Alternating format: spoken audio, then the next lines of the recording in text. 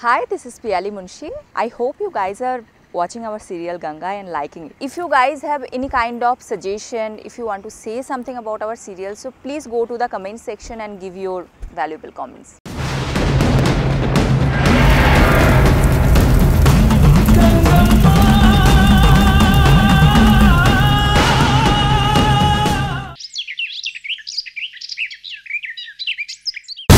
ஒவ்வொரு வருஷமும் நீங்க உங்க சொந்தக்காரங்க உங்க ஊர்க்காரங்கன்னு யாரையாவது ஏற்பாடு பண்ணுவீங்க. இந்த முறை நம்ம வீட்டு பொண்ணு கோமதிய அந்த இடத்துல உட்கார வைக்கிறதா முடிவு பண்ணோம். இந்த சமயத்துல இப்படி ஒரு எதிர்பார்க்காத சம்பவம் நடந்துருச்சு. எனக்கும் என்ன செய்யறதுன்னே புரியல.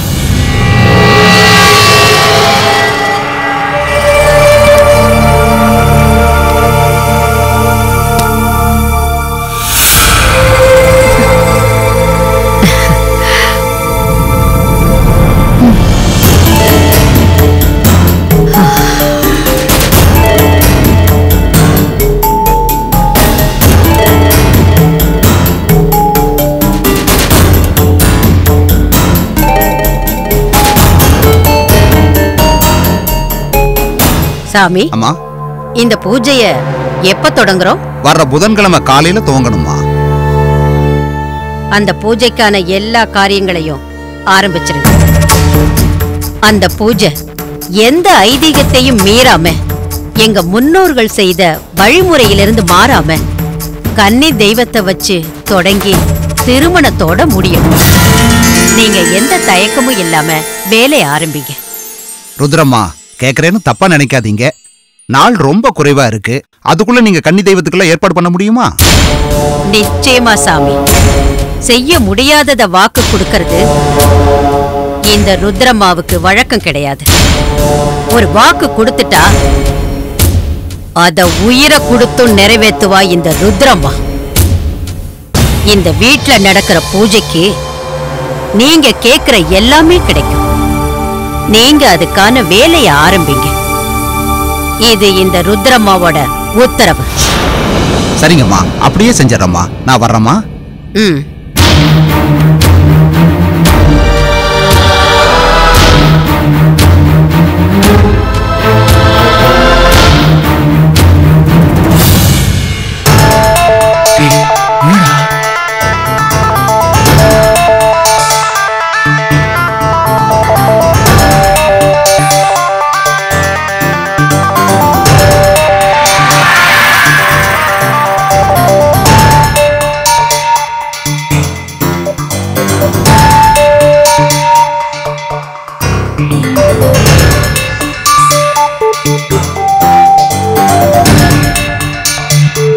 பேஷண்ட் நேம் என்ன? ராஜபாண்டி. மிஸ்டர் ராஜபாண்டி, எழுதுருங்க. உங்க ஃப்ரெண்ட்ஸ் எல்லாம் வெயிட் பண்றாங்க. ராஜபாண்டி, மிஸ்டர் ராஜபாண்டி, எழுதுருங்க. ரொம்ப ஆச்சரியமா இருக்குங்க. நேத்து வரைக்கும் மிஸ்டர் ராஜபாண்டி மயக்கமா இருந்தார். எந்த செகண்ட்லயும் கோமா ஸ்டேஜுக்கு போயிடுவாருங்கிற பயத்துல இருந்தோம். ஆனா இப்ப நிலைமை மாறிடுச்சு. கண்ணுல அசைவு இருக்கு. இது போதும். இனி அவர் குணப்படுத்தி கொண்டு வந்துடலாம். நீங்க யாரும் பயப்பட வேண்டாம். தைரியமா இருக்க. ரொம்ப நன்றி. ரொம்ப நன்றி டாக்டர். இதெல்லாம் பேசினா ராஜபாண்டி சந்தோஷப்படுவாரோ அதெல்லாம் பேசுங்க. அவர் ஒன்னும் பதில் சொல்லலன்னு நினைக்காதீங்க. நீங்க பேசுற விஷயம் தான் அவரை மீட்டு கொண்டு வரும். கண்டிப்பா பண்றோம் டாக்டர். ஓகே, நான் அப்புறம் வந்து பாக்குறேன். சரிங்க டாக்டர். டாக்டர், அதை ரிமூவ் பண்ணுங்க.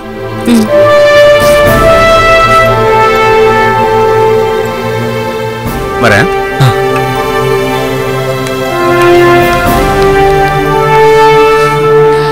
ஏய், ராஜபாண்டி பொழைச்சிருவான்னு டாக்டர் சொல்லிருக்காரு. இப்பதான்டா எனக்கு நிம்மதியா இருக்கு. டேய் மாமா, டாக்டர் பாண்டி கிட்ட சந்தோஷப்படுற விஷயத்த சொல்ல சொல்லிருக்காரு. அத நான் பாத்துக்கிறேன். பாண்டி கண்ணு முழிக்கிறதுக்குள்ள அந்த 2 பேரும் இங்க இருக்கணும். புரியுதா? போய் சீக்கிரம் தேடுங்க.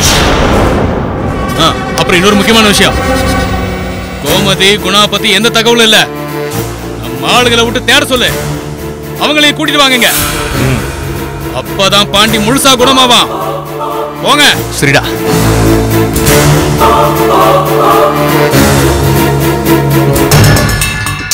டேய் ராஜபாண்டி, ராஜபாண்டி ஒரு சந்தோஷமான விஷயம். ராஜபாண்டி, உன்னை தாயில அடிச்சாங்கல்ல, அவங்க 2 பேரும் கிடைச்சிட்டாங்க ராஜபாண்டி. உன் கண்ணு முன்னாடி அவங்க 2 பேரும் இழுத்துட்டு வந்து நிக்க வைக்கிறேன். அவங்க 2 பேரையும் நீ சீவிரலாம் ராஜபாண்டி. எழுதுறா பாண்டி. டேய் பாண்டி, பாண்டி டேய் கண்ணை திறந்து போடுறா பாண்டி. ராஜபாண்டி, பாண்டி டேய்.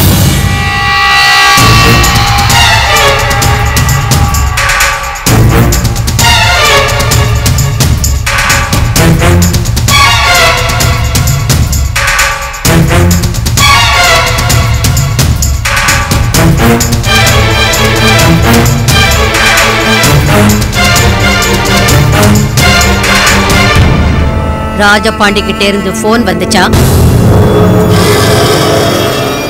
அந்த ஓடி போனவளை பத்தி ஏதாவது தகவல் வந்துச்சா? அவ கதைய முடிச்சாச்சா இல்லையா?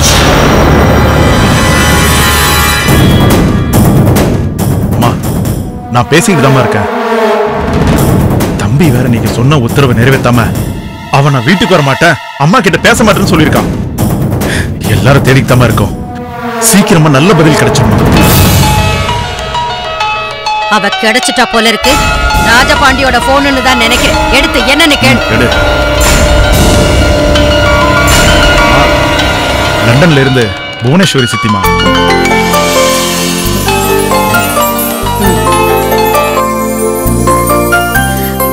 புவனேஸ்வரி, நல்லா இருக்கியா? உன் பொண்ணு ஸ்வேதாவும் உன் தம்பி சதீஷும் நல்லபடியா வந்து சேர்ந்துட்டாங்க. ஸ்வேதாவை பார்க்கும்போது சின்ன வயசுல ஒன்ன பார்த்த மாதிரியே இருந்தது. அப்படியே ஓ முகஜாட. ரொம்ப சந்தோஷம் ருத்ரா. நான் நல்லா இருக்கேன். நீங்களும் நல்லா இருக்கீங்களா? வீட்ல கோமதி, உக்கரபாண்டி, ராஜபாண்டி எல்லாரும் நல்லா இருக்காங்களா? நல்லா இல்லேன்னு தான் சொல்லணும் புவனா. ருத்ரா, என்னாச்சு? ருத்ரா, இப்படி ஒரு சோகத்தை உன் குரல்ல நான் கேட்டதே இல்லையே. எப்பவும் உன் குரல்ல ஒரு கம்பீரம் தானே இருக்கும். என்னாச்சு ருத்ரா? உன்கிட்ட சொல்றதுக்கு என்ன புவனா, நீ என் கூட பிறந்தவ மாதிரி.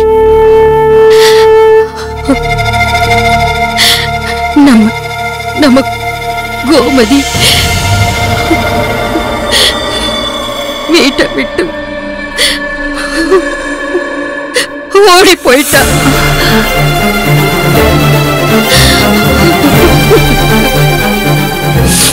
ருத்ரா, என்ன சொல்ற? கோமதி வீட்டை விட்டு போயிட்டாளா? ஆமா, 7 நாள் பூஜை முடிச்சு கடைசி நாள்ல அவளுக்கு கல்யாணத்தை முடிச்சு வைக்கலாங்கிற சமயத்துல என் தலையில கல்ல தூக்கி போட்டுட்டா.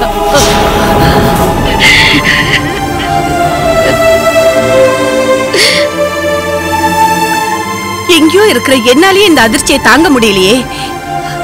நீ எப்படி தாங்குற ருத்ரா? என் வீட்டுல வேலை பார்த்த ஒருத்தனோட அவ பிள்ளையோட ஓடி போயிட்டா. எனக்கு துரோகம் பண்ணிட்டா புவனா, எனக்கு துரோகம் பண்ணிட்டா. தாங்கித்தானே ஆகணும். நான் கோமதிக்கு மட்டும் அம்மா இல்லையே, இந்த ஊரையே வழி நடத்துறவ. எனக்குன்னு சில கடமைகள் பொறுப்புகள் இருக்கு.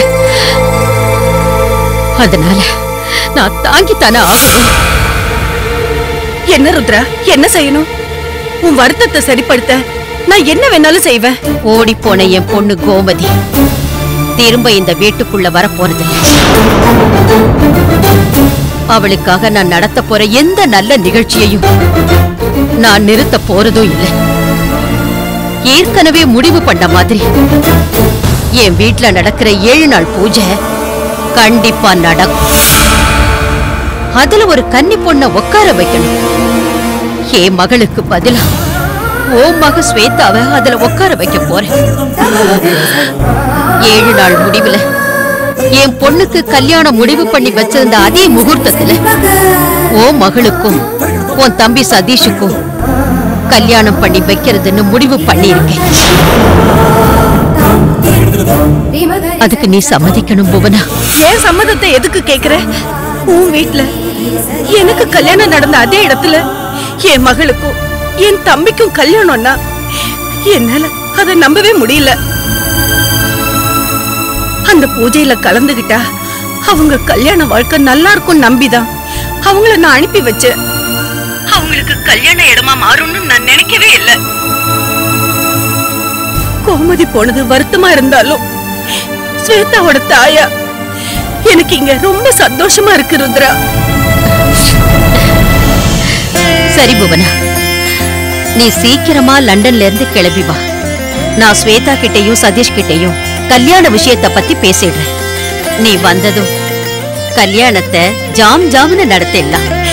கண்டிப்பா ருத்ரா.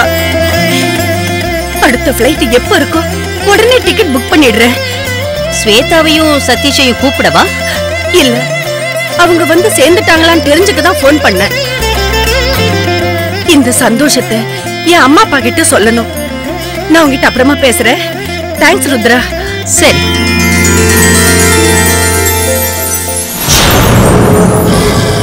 டேய் உக்கரபாண்டி, 7 கடல் தாண்டி 7 மலை தாண்டி எங்கயோ லண்டன்ல இருக்கா புவனேஸ்வரி. அவளுக்கு இந்த வீட்டுல நடக்கிற பூஜையோட மகிமையும் இங்க நடக்கிற கல்யாணத்தோட அருமையும் தெரியும். இந்த வீட்லயே பிறந்து வளர்ந்த உன் தங்கச்சிக்கு அந்த அருமை தெரியல.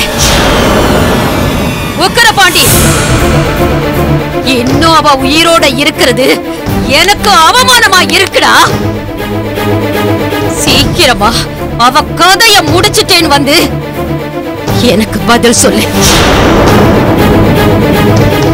இந்த வீட்ல பூஜை ஆரம்பிக்கிறதுக்கு முன்னாடி அவ மண்ணுல சரிஞ்சிருக்கணும். இந்த வீரசிங்கபுரம் அவங்க ரத்தத்தை பார்த்திருக்கணும். சரிமா.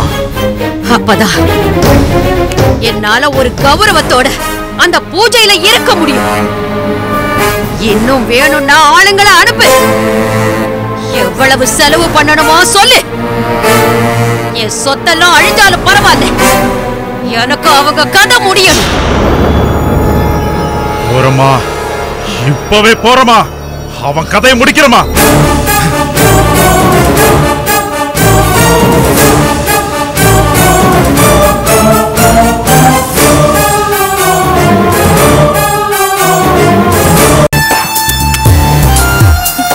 நான் சொன்னேன்ல, மேப்ல பார்த்து நான் சொன்ன வழி கரெக்ட் தானே?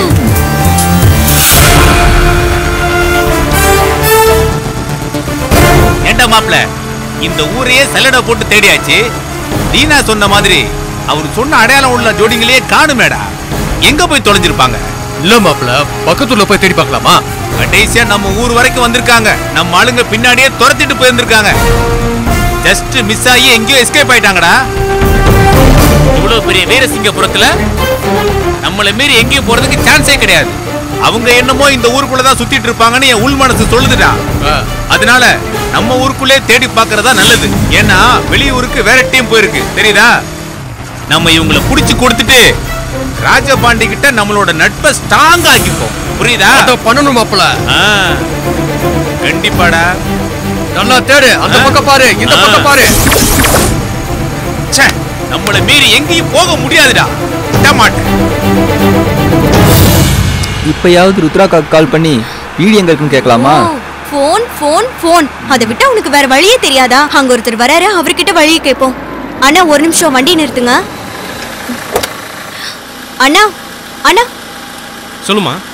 இங்க ருத்ரம்மா வீடு எங்க இருக்கு? ருத்ரம்மா வீட்டுக்கு வந்திருக்கீங்க.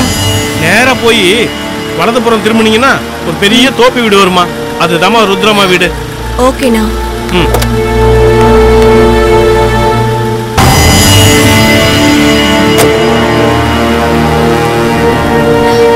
டிரைவர் அண்ணா வண்டி எடுங்க. சதீஷ், அந்த ஆள்கிட்ட ருத்ரம்மா பேரை சொன்ன உடனே அப்படியே கையெடுத்து கும்பிட்டு மரியாதையா பேச ஆரம்பிச்சிட்டாரு. ருத்ராமா பெரிய லேடி போலயே. ஆமாமா, அந்த பெரிய லேடிய இன்னும் ஒரு நிமிஷத்துல பார்க்க போறோம்.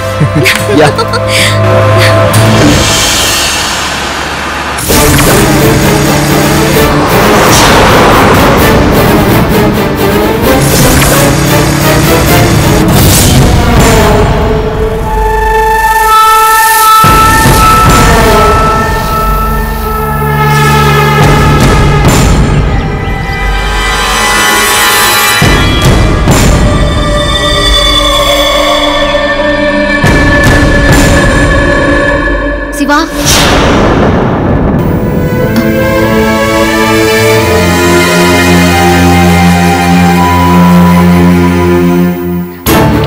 சிவா, சிலைகளை தேடி போற பயணம் சந்தோஷமா இருக்காது.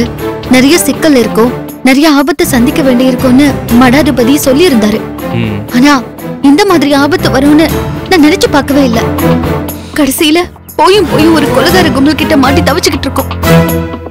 கொலைகார கும்பல் மட்டும் இல்ல சிவா, பெத்த மகளையே கொலை பண்ண சொல்ற காட்டு மிராண்டி குடும்பம். சிவா, என்னால இங்க ஒரு நிமிஷம் கூட இருக்க முடியாது. உடனே இங்க இருந்து போயிடணும். அபி, அமைதியா இரு. டென்ஷன் ஆகாத. எதையும் எடுத்தும் கோத்தும் செய்யக்கூடாது. கொஞ்சம் நிதானமா பண்ணலாம். என்னால அமைதியா இருக்க முடியாது சிவா. எனக்கு கோவமா வருது.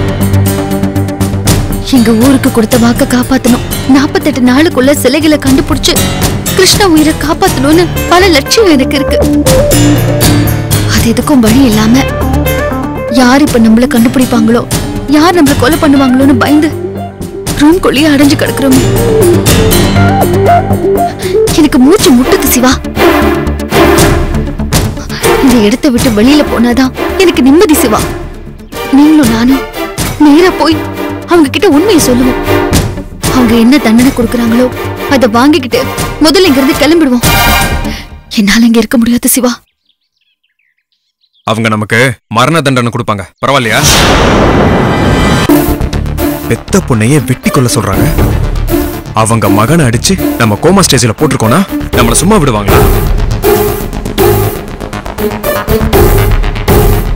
அதுலயும் அந்த இன்னொருத்தன் செத்து போயிட்டான். அவனே ட்ரிகரை இழுத்து தன்னை சுட்டுக்கிட்டதுக்கு நான் தான் காரணம் நினைச்சு நம்மள விரட்டிட்டு இருக்காங்க. அதுக்காக அவங்க மன்னிச்சிருவாங்களா நம்மள?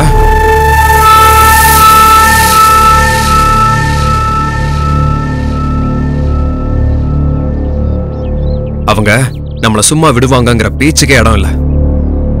விஷயம் மட்டும் தெரிஞ்சது அவ்வளவுதான், நம்மள கொன்னே போட்டுருவாங்க. அது மட்டும் நிச்சயம். அப்ப என்னதான் சிவா வழி?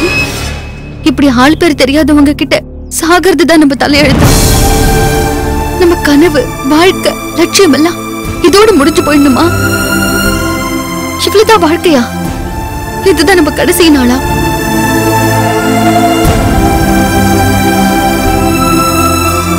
அபி, வெயிட். இப்ப நான் என்ன செஞ்சுட்டு இருக்கேன்னு நினைக்கிறேன்?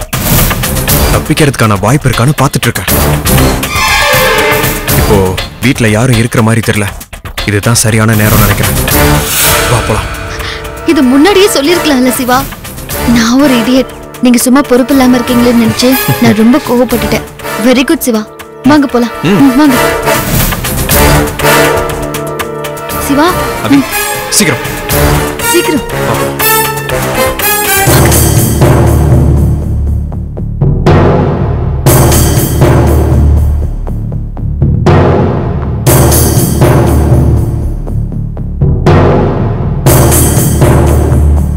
சீக்கிரம் போய் யாராவது வந்துட போறாங்க.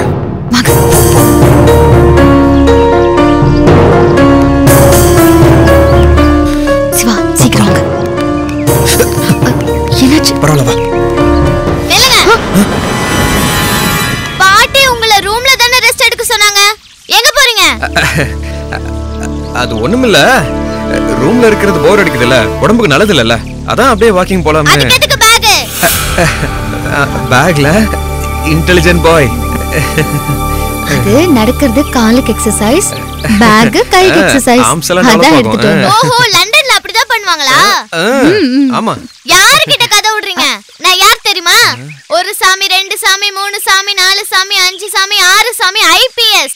என்ன மீறி ஒரு துரும்பு கூட வெளியே போக முடியாது. என்ன யாரும் ஏமாத்த முடியாது. நான் தான் அந்த வீட்டுக்கு காவல். பையன் பயங்கரமா பிரில்லியண்டா பேசுறான்ல அபி. யார் அபி?